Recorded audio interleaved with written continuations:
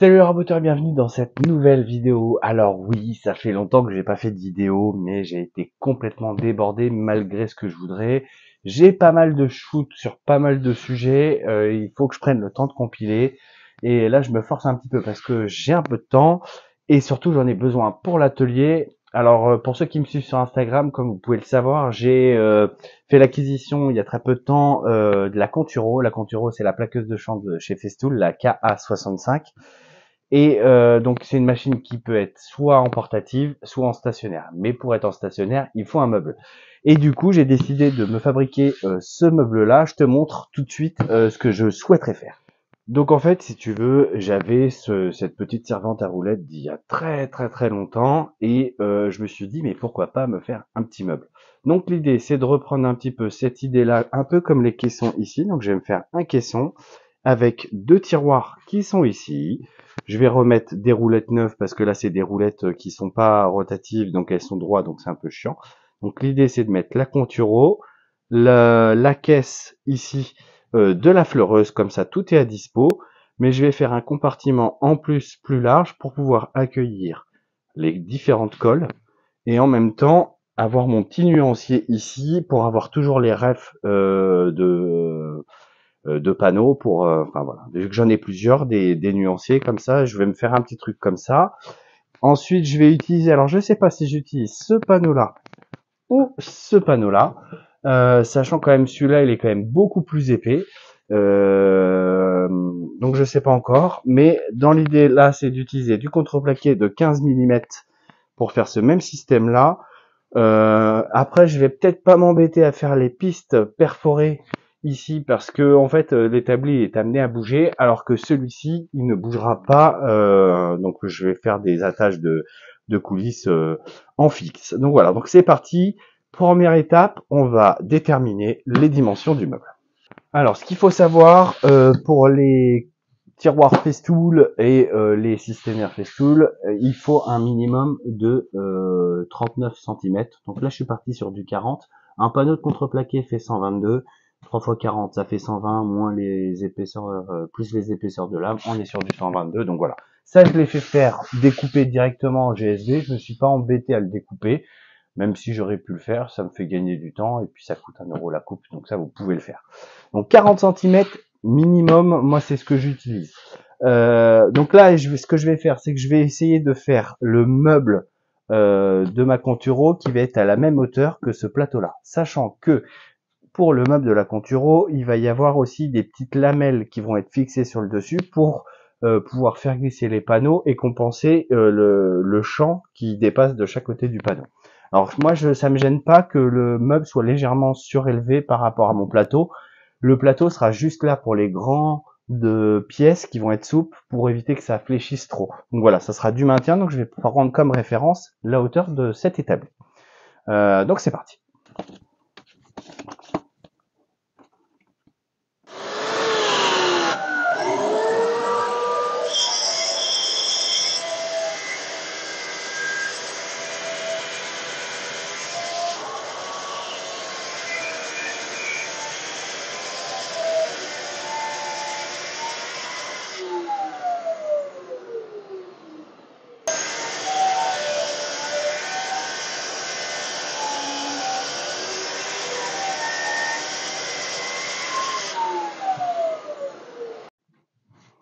Bon, maintenant qu'on a tout découpé, alors j'en avais besoin que de 5, c'était pas 2 et 2, c'est 3 et 2. Ce qu'on va faire, c'est qu'on va déjà évaluer un petit peu les découpes parce que j'ai pris une lame de débit et pas une lame de finition, donc du coup il y avait que 12 dents. Donc, forcément, ça fait un peu d'éclat. Très léger, mais ça en fait quand même un peu. Alors ça a beau être pour l'atelier, on essaye quand même de faire des finitions à peu près correctes.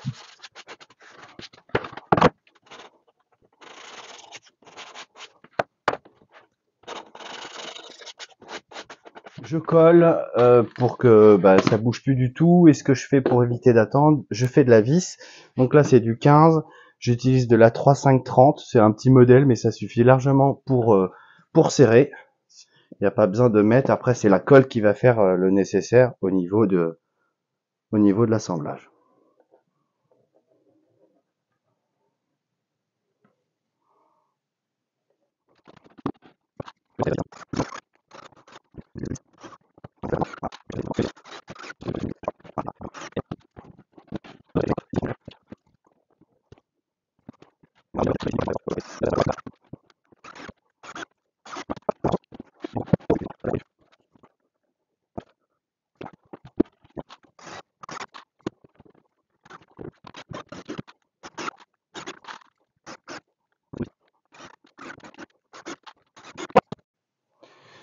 Donc là, on a le dessin du meuble, de ce que ça va donner. Partie basse, partie haute, partie basse. Voilà, ça c'est à déterminer. On verra le côté plus joli. J'aime bien, je vais avoir un petit côté esthétique. Maintenant, on va venir rajouter cette fameuse partie à l'intérieur, là, pour pouvoir accueillir mon consommable de colle pour la Conturo. Donc j'ai dit qu'il fallait que j'ai, alors j'aime bien reprendre, il me semble que c'est 570 à l'intérieur. Non, je raconte des bêtises. C'est 426. 426. Donc là on va prendre côte intérieure 426, on va tracer un trait, pareil ici. On va faire pareil en haut. Et puis après, ben, il n'y a plus qu'à visser, donc on refait exactement la même chose.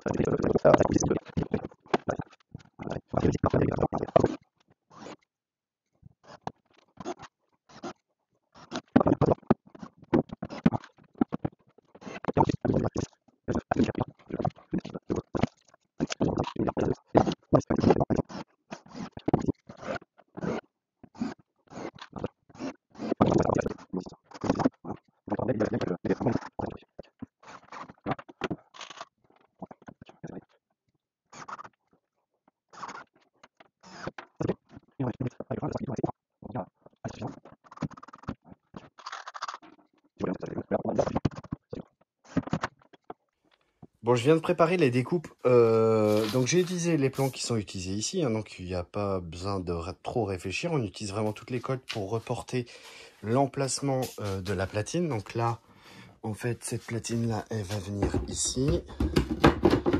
Tac. Et après, il y a une plaque de finition qui vient, hop, là. Et voilà ce que ça va donner. Donc maintenant, en fait, si tu veux, là, j'ai des petits trous qui ressortent. Donc là, il va falloir que je fasse un petit chanfrein. Je vais te montrer ça. Regarde, tu vois, ils ressortent là. Donc pour bien que ça soit plaqué, on va chanfreiner tout ça. Bon, j'ai positionné ma plaque. J'ai fait mince. J'ai chanfreiné les trous de façon à ce que la plaque rentre bien. Voilà, donc en fait, au lieu de chanfreiner, j'ai mis un coup de défonceuse pour que ça puisse prendre le débord de métal. Donc là, on est nickel. Donc ça rentre bien. La plaque, elle vient bien s'aligner comme ça. Donc ça, c'était bon. Ensuite, il reste à positionner, donc fixer ces deux plaques entre elles, fixer au plateau et fixer ces petites fameuses barrettes de finition qu'on va venir poser sur le plateau pour pouvoir faire glisser la pièce de bois. C'est ce qui va compenser la hauteur parce que le champ fait 19 mm, 23 mm pour des panneaux 19, donc ça va dépasser de 2 mm de chaque côté. Là, on est sur du 3 ou 4 mm, donc en fait, le champ ne touchera pas le panneau. Donc là, on est bon. Par contre, j'ai un souci, c'est que, je te montre tout de suite, je prends le téléphone.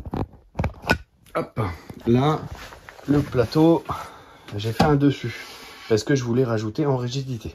Le souci, c'est que là, j'ai ça et j'ai un montant intermédiaire. Donc, je me suis pris une réserve de 13 cm en dessous. Là, j'ai reporté, en fait, l'ouverture qu'on a ici, c'est la même ouverture que j'ai sur mon plateau. Et donc, du coup, là, il va falloir que je découpe ça pour pouvoir placer correctement ce plateau avec la Conturo.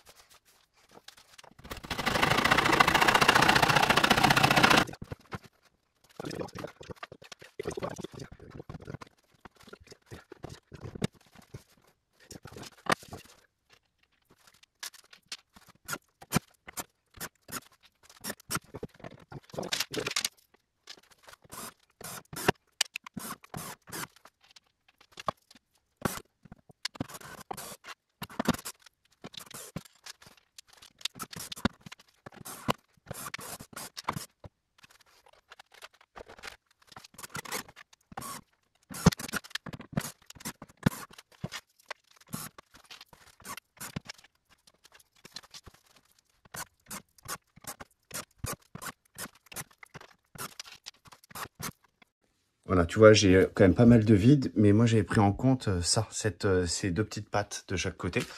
Donc là, histoire de faire propre, solidifier un peu tout ça, je vais, je pense, rajouter une étagère ici. Comme ça va consolider cette partie-là. Peut-être mettre un montant intermédiaire pour pouvoir y caler. Par exemple, normalement, ça serait bien. À une main, c'est un peu lourd ce carton. Mais tu vois, y poser un carton de colle ici. Faire pareil. Ah ben ça passe pas. On va adapter autrement.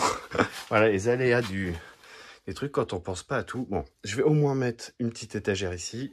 Je vais remettre 2 étagères ici pour mettre un maximum de consommables. Les accessoires, peut-être qu'au final je mettrai pas les cartons parce que j'ai le coupe de champ à mettre. J'ai le petit accessoire pour enlever le surplus de colle. Donc il y a ça à faire. Donc on fait les étagères. Et après pour faire propre, là tu vois j'ai un côté propre, un côté propre. Là j'ai 1 ou 2 mm à enlever que je vais enlever. Tout le fond qui est dégueulasse, qui est mal découpé.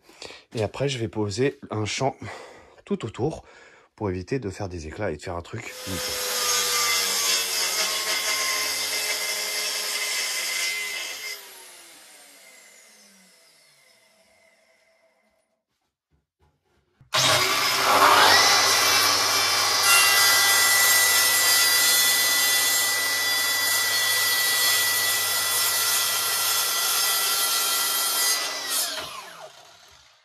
Donc là, bien sûr, j'ai fait toutes les découpes pour que tout soit bon. Je t'ai pas montré en off, mais tu vois, c'est juste vissé de chaque côté.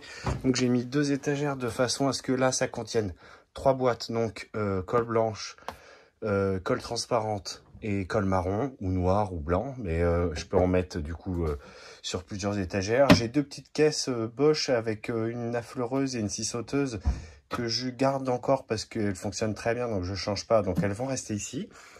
Et ici, donc, il va y avoir les accessoires, le coupe en champ, et puis voilà les petits trucs qui sont utiles pour faire le champ. Et là, on va avoir, j'ai mis une petite équerre où on y met les champs, comme ça on a juste à tirer, on découpe la bande qu'on a envie, et puis voilà, c'est assez discret. Voilà, donc là je vais choisir du champ, donc là j'ai du blanc, sauf que moi c'est un blanc texturé, donc le blanc texturé il est là. Il est pas ouf, c'est pas le meilleur à travailler. Donc histoire de marquer le truc, je vais peut-être faire le gris foncé qui est juste là. Ça peut être pas mal. Et puis de toute façon, je m'en fous. Voilà.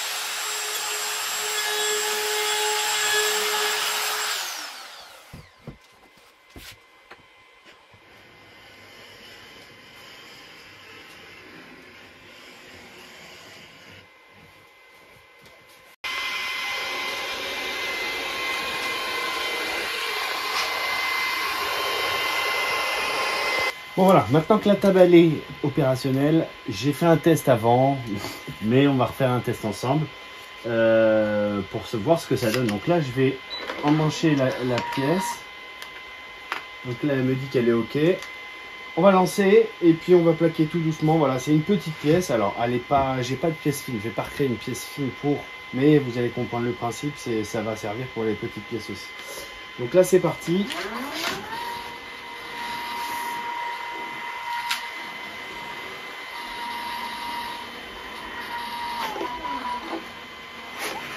Et voilà. Et là, on a bien la répartition avec le petit bout d'en haut, le petit bout d'en bas. C'est parfait. Et voilà, donc là maintenant il n'y a plus qu'à, alors peut-être que je vais rajouter des cannes un peu par-ci par-là, peut-être même sur les côtés quand je viendrai faire des pièces en biais ou en arrondi. Donc voilà, je vous fais une petite vue d'ensemble de cette table et puis je vous reprends juste après.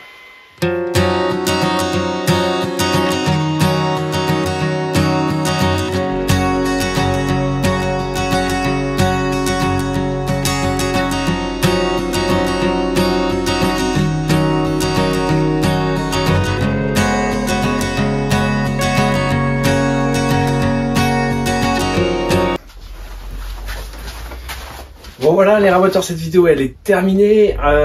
J'espère que ça fait plaisir que je revienne un petit peu en vidéo. Si ça vous intéresse, une vidéo sur la Conturo, sur la fleureuse de champ, pour l'utilisation, les réglages, tout ça, demandez-moi en commentaire. Et si je vois qu'il y a quand même une demande, je ferai une vidéo là-dessus. En tout cas, moi, ce projet il a été super cool à faire. Moi, j'ai trouvé que c'était au final assez simple. J'en faisais tout un drame, mais au final, ça s'est bien fait.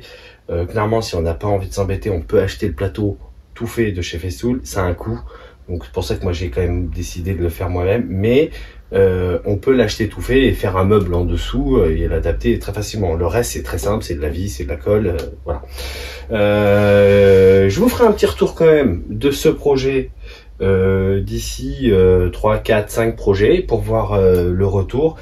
Peut-être que je vais devoir faire des améliorations, peut-être qu'il faudra que je fasse des rallonges pour des pièces un peu plus grandes. Je sais pas encore, je vais voir. Mais cela étant, moi pour les petites pièces, c'est vraiment ce qu'il me fallait. En tout cas, j'espère qu'elle vous a plu cette vidéo. Je vous dis à bientôt pour une prochaine vidéo. Normalement, je vais vous faire une très grosse vidéo en 2 ou 3 parties sur un très gros bureau en U à faire pour un magasin. Donc n'oubliez pas d'activer la cloche des notifications. Je vous dis à bientôt. Allez, ciao.